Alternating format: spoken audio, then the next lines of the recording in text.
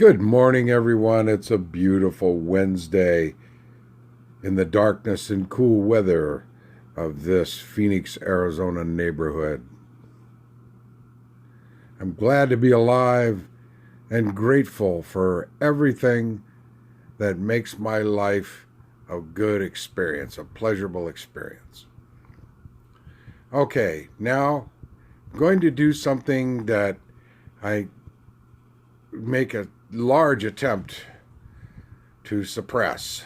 Yeah, that's right, suppress. I do suppress some things because they're harmful to me and others. This one, if it causes you shame or guilt, not good on the shame. That's an internal. It's an internal opportunity that you have to change your view of yourself and your choices. And the other one has guilt. Guilt is good. Guilt could cause you to change, which has been happening and always happens amongst us.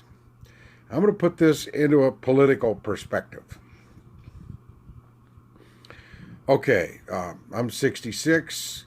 I started paying a lot of attention to politics at a young age, probably around 10 years old. I read the newspapers every day. In those days, we had newspapers, and we had the evening news, at 5 or 6 o'clock, our time here. And so I watched the news a little bit, but it did have a bit of a slant always. Not a bad one, not like today, the way the major news channels do. It's mostly today punditry of one sort or another, which is good and which also has its negative points. So today I'm going to do that big no-no of I told you so, or in this case, we told you so. Now, there are a fair number of us who've been around since the 60s watching politics and participating in politics on whatever level we were able or had a desire to. Now, my I told you so has to do with the choice of presidents. We haven't elected very often our best choices as president. In 1960, we elected John F. Kennedy by a slim margin, and it was a great choice. He was developing into a great president. That was cut short by whatever forces, Lee Harvey Oswald, lone shooter, conspiracy theory. There was much more than that. The involvement possibly of mafia, CIA, Russians, whatever. He got assassinated, and that gave us Lyndon Johnson, who was a reluctant president, who did one very bad thing, continued and expanded the Vietnam War. Very bad. Bad, bad, bad. That resulted in, over time, the death of a couple million Vietnamese, about 60,000 Americans, lots of poisoning of the environment over there, with the deployment of Agent Orange and defoliants. Bad deal. Bad deal, LBJ. He did, however, do something which has produced the divide that we see today, which is he got the Civil Rights Amendment, or passed. He got that Civil Rights bill passed, and that was monumental. Because what it did, I'm not going to go into the details because, one, I don't have the paperwork in front of me to report those to you, but you can look them up. It's easily available online if you have a computer, and you can Google, or you can use some other search engine that you trust somewhat. That divided the country because it ran almost all the Dixiecrats out of the Democratic Party, which was a great thing. Those bastards were racist, bigot. They were horrible. They were horrible. You go back to Woodrow Wilson, the Democrat president who got us into and eventually out of World War I, and also did a good thing in helping create the League of Nations, which faltered and failed, and later had a rebirth in the United Nations. However, Wilson was a racist slimeball. He showed the birth of nations, that infamous racist to me, in the White House. Piece of shit filmmaking, piece of shit president. And around those times is when all those Confederate statues started getting erected in the South. Now that type of erection was not a good thing. So you've got statues, all these Confederate generals, Robert E. Lee, a whole bunch of shitheads in the South. And those need to be torn down. I'm glad some of them have gotten torn down or moved. They don't need to be there. These people were not patriots. They were disloyal traitors to the Union of the United States of America. Disloyal traitors. Lincoln was very benevolent in granting them basically a blanket pardon, as most of the Confederates were. Thing of it is, they were traitors. And what is odd, and which also goes to what we see quite a bit today, only 6% of those Confederates in their military were actual slave owners. The other 94% were supporting the cause for one reason or another, usually because they were afraid, like many people are today, their way of life was going to be extinguished and swept out the door. Which, in a way, the bad parts of their way of life, like the slavery and the exploitation of human beings for profit, should have been swept out the door. The agricultural aspects of the South were enormous and great. However, that was built on the backs of the inhuman practice of human slavery. And we still suffer from that today. And when the Dixiecrats migrated over to the Republican Party, it has in effect over time destroyed that party. It's turned it into a slime ball organization. This was the party of Lincoln. Now, not that I would ever be a Republican unless it was a progressive Republican, similar in some respects to Teddy Roosevelt, minus the imperialism and the warcraft. I would find myself sympathetic to that, as maybe a Lincoln booster.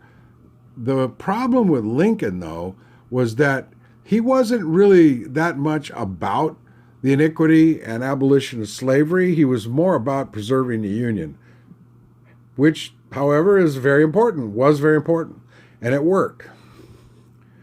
So, going back to LBJ and the Civil Rights Bill, that was great. It made the Dixiecrats move. Now they've infected the GOP. The GOP has lost most of its moderates, which made it, a good opposition party, only for the sake of having an opposition party.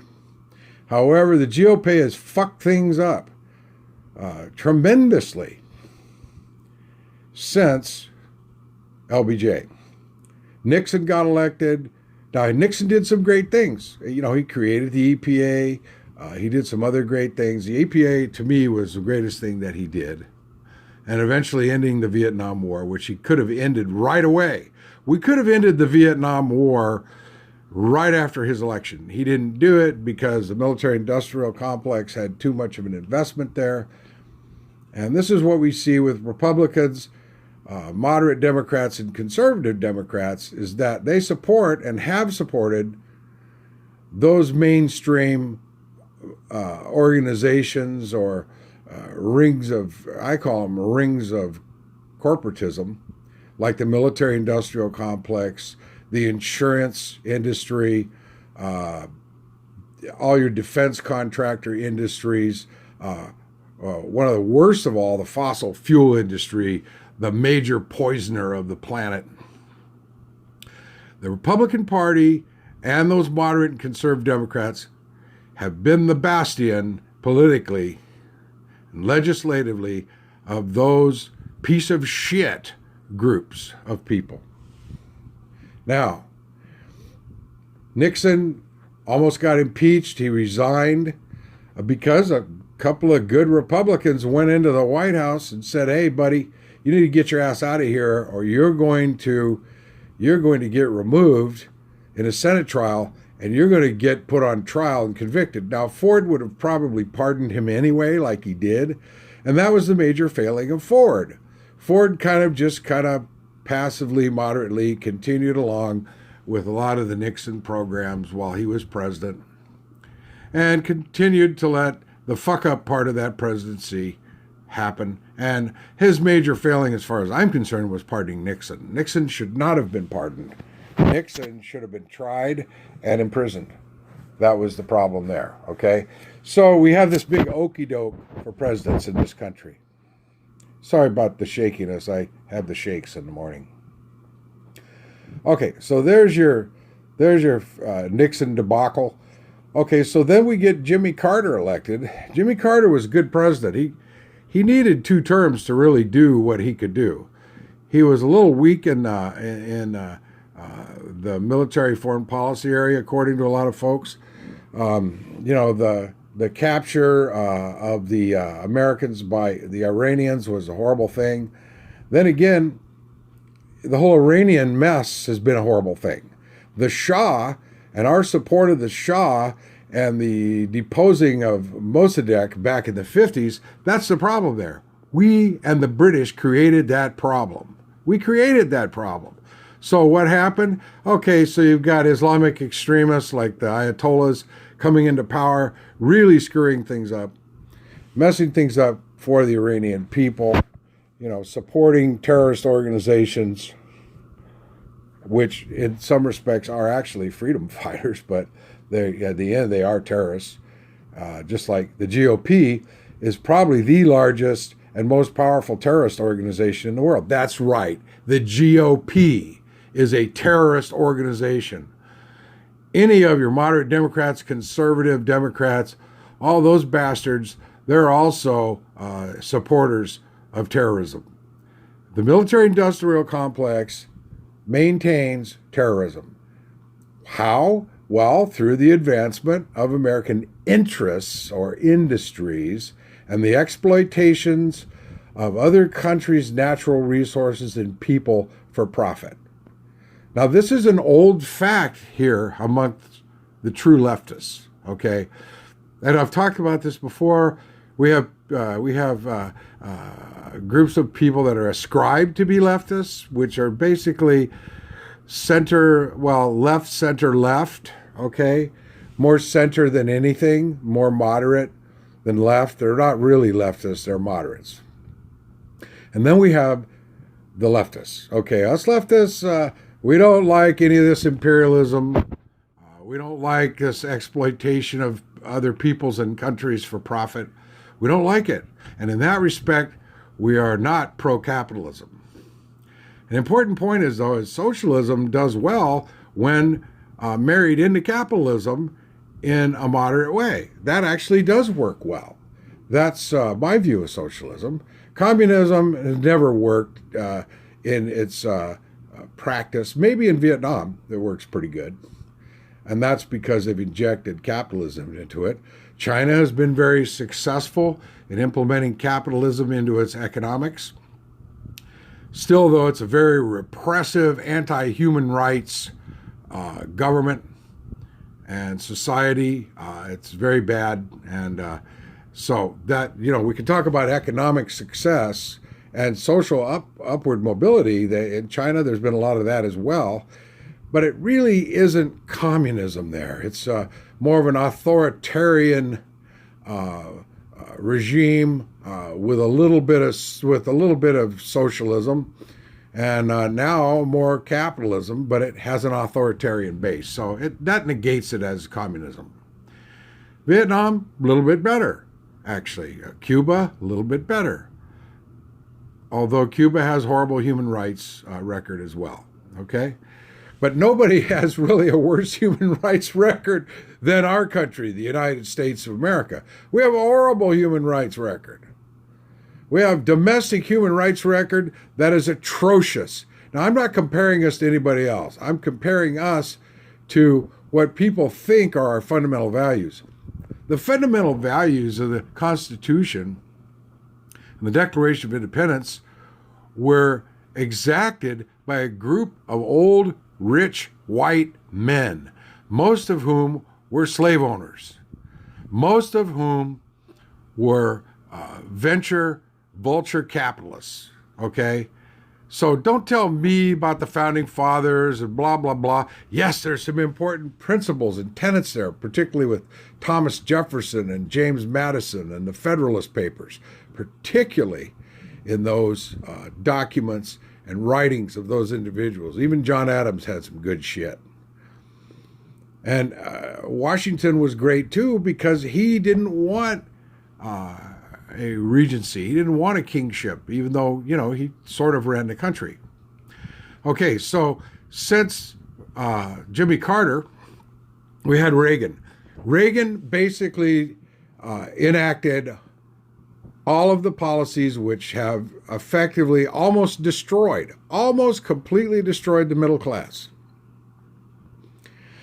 Since Reagan, we've had no wage increases for the middle class that are appreciable. They should be about 10% to 15% higher on all levels for everyone, except CEOs. Theirs need to go down.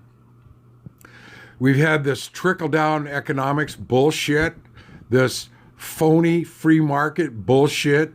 We've had von Mises and Milton Friedman's theories partially accepted and enacted by the capitalist authoritarians.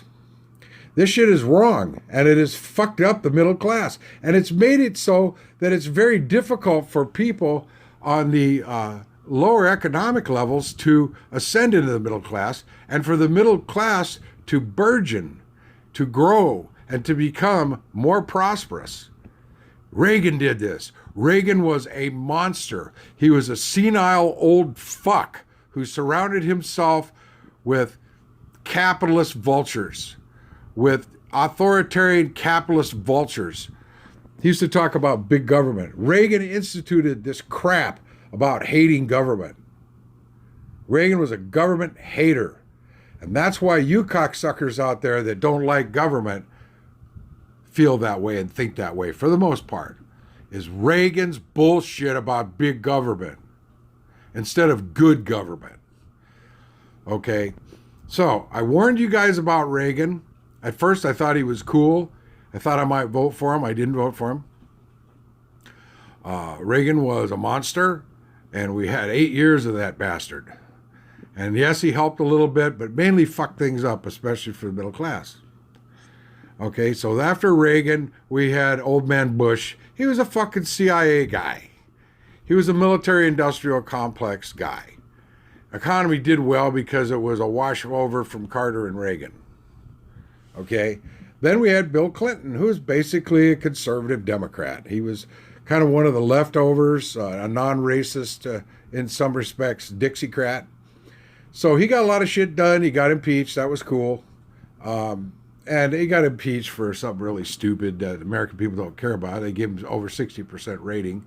But he did create a great budget surplus, which the following president, W, really fucked up. Erased the deficit, sent us into a spiraling debt, fucked things up, created 2 wars that have cost us trillions of dollars, and the loss of American, and even worse, the loss of many thousands of lives in foreign countries. So Bush was another monster. He's a war criminal. He should be tried in The Hague and imprisoned for the rest of his life, along with Cheney and Dumb. Those guys should all go. Okay, so then we had Obama. Obama had to sell out. It was too bad because he really did have progressive policies, but he didn't have a Democratic Congress behind him for very long. Not long enough to really get some great stuff through. We got Affordable Care Act, which was Republican, basically. The only reason they opposed it because it wasn't theirs. They're a bunch of childish little petulant fucks, okay? And now we have this piece of shit that the deluded population of America in the swing states elected. 66 million people voted for the other candidate, who would have been better, but still not a winner. Hillary was a fucking corporatist, capitalist warmonger, okay? And all this cretinous Trump did was try to grab some of Bernie Sanders stuff and say he was going to do that. And what's he done? He's just enriched his cronies and his family. So you know what? Fuck this POTUS. And I told you guys, many of us told you guys about this fucking Trump guy and what a piece of shit he is and what a corrupt criminal son of a bitch that he is. He's a corrupt, always has been corrupt criminal. He's a liar. He's lied thousands of times. He's distorted the truth thousands of times. He needs to go. He needs to go, whether it's through election or through impeachment. I don't believe the Senate will convict him. I hope I'm wrong. Anyway, that's enough out of me. Have to go. It's time to go and enrich my capitalist slavers.